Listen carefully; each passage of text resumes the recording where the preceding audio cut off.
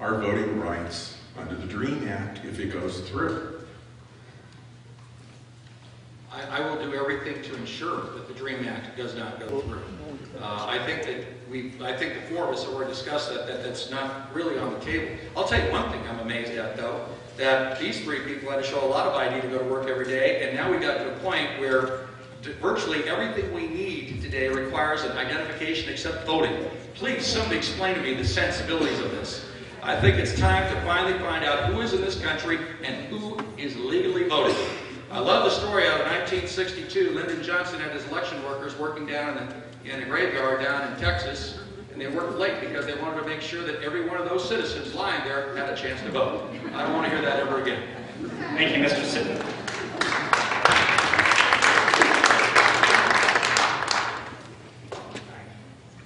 Our next ticket number is 898. 898.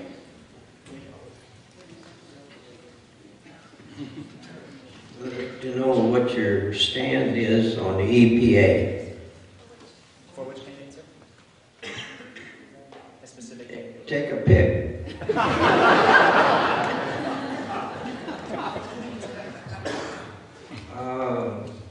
Dave Sitten. The Environmental Protection Agency, sir? That's correct. Well, the Environmental Protection Agency has been interesting. It's one of the agencies that we may want to reform and actually do what it's supposed to do as opposed to what it's become, is simply an agent to block business in this country. I think there's reason to believe that all of us in this room want to drink clean water. I don't think Republicans want to breathe filthy air. But when you start taking a look at the overreach of that agency, like other agencies in Washington, D.C., you realize that it's no longer about protecting the environment. It's about curtailing the dynamic nature of the American free enterprise system. So, to your point, I would rein in the EPA. Thank you, Mr. Sitten.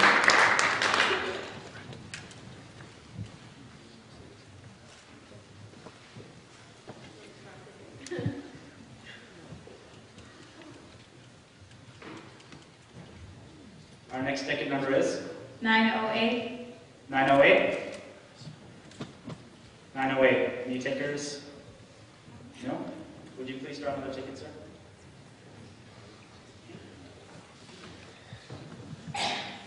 Our next ticket number is 895. 895. Down here. All right. Well, give us a second. And unfortunately, this will be our last audience question for the evening. Then we'll move on to the closing statements. Hi, I'm Bob Ritz from Tombstone, Arizona, and my question is for Senator Antonori. Recently, President Obama told the Russian secretary to tell Vladimir Putin that after the election he could be more flexible in dealing with U.S. arms reduction and reduction of military bases overseas. What would you do to limit this flexibility? I will vote for a Coke can before I vote for Barack Obama. That's number one. Number two, luckily we have the Senate, and it's important to make sure we have enough Republicans in the Senate so that that ratification has to get Senate approval. Fortunately, the way the Constitution is framed, that any treaties have to be approved and confirmed by the Senate. So we need to make sure we have enough Republicans in there so that they don't rubber stamp everything that this president does. The good news is he's exposed himself to the American people for what he really is. And everybody in this room now knows what that guy was ready to do. He was ready to stab this country in the back. And everyone needs to know that. So that guy needs to go. And I look forward to watching him getting on that jet plane and flying back to Chicago with his buddy Ron. That's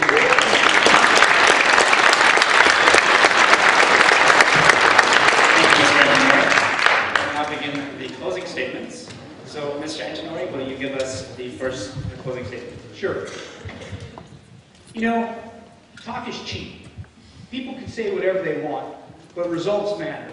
You've got to have somebody that not only says what they're going to do, but actually does what they say they're going to do. For too long, you voted for people that when they come here, they campaign, they tell you one thing, and when they get elected, they go to Phoenix or they go to Washington, they do another. I haven't done that. The voters of this district sent me up there on a mission. That mission was to get this state back in sound financial shape. That mission was accomplished. You sent me up there to create jobs. That mission was accomplished. You sent me up there to fight illegal immigration. That mission was accomplished. I am asking you for now to take that experience and that drive and that aggressive form of representation that you sent me up there to represent you, to send me to Washington, to take that to Washington, D.C.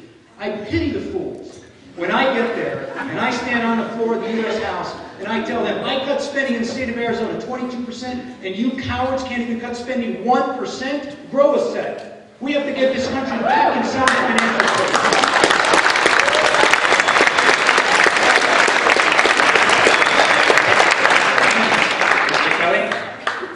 Thank you all for coming out here tonight. Thank you to my lovely wife Aubrey who came out here tonight. I am a United States Marine Corps combat veteran. I'm a businessman and I'm a husband and father of 2 boys. The only reason I want to go to Congress is so my boys can live in a country that's free. We will remain an issues-based campaign. All the way to victory in June, we will talk about lower taxes. We will talk about lower gas prices. We will talk about jobs. And no matter what questions are asked or what gotcha things the left tries, this campaign will remain 100% focused on getting the Constitution back to being important in this nation and getting the American people back to work.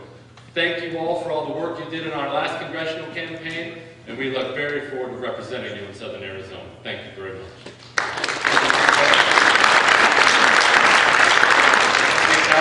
I gave you a little bit of my background in the opening. What I didn't tell you is why I am the way I am.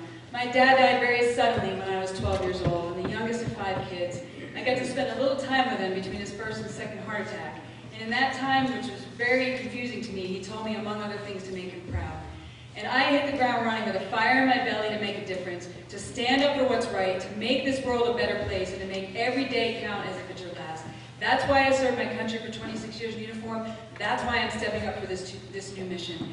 You need to look at us and realize that we're similar on the issues, but who can win on June 12th, you need to ask yourself, and who can be effective in Washington, D.C. when they get there.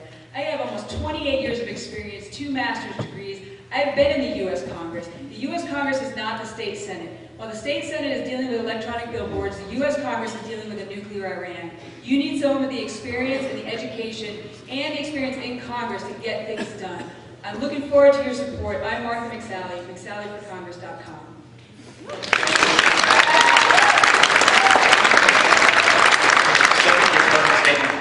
I've drawn inspiration from Mr. Logan's class. I visited them, and there are more people in that classroom who know the Constitution and what it is to be an American than in most places I've seen. So I'm going to take my time to take it back. I'm going to give you some numbers because I was listening to the numbers. Now we're going to talk about the numbers. The question was gridlock. 236 years of America. Ask some member of the media. They'll tell you America's never been more gridlocked. No, it's called the Civil War. This country can't come back from this. Second of all, the number 38 comes to mind. That's the number of years I've been in this community. And I can assure you that I have kept my promises in this community, and that leads us to trust. That's why 240 local businesses have said and signed on, this is the citizen legislator that I want representing our district in Washington, D.C. My name is Dave Sitton. I will be that citizen legislator. DaveSitton.com. Thank you all really, really much.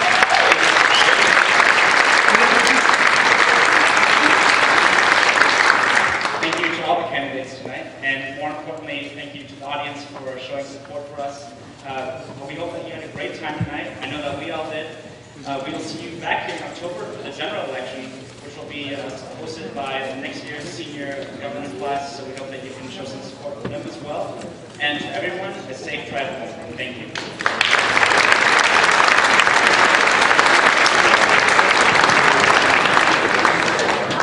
Everyone's leaving. I don't think my watch will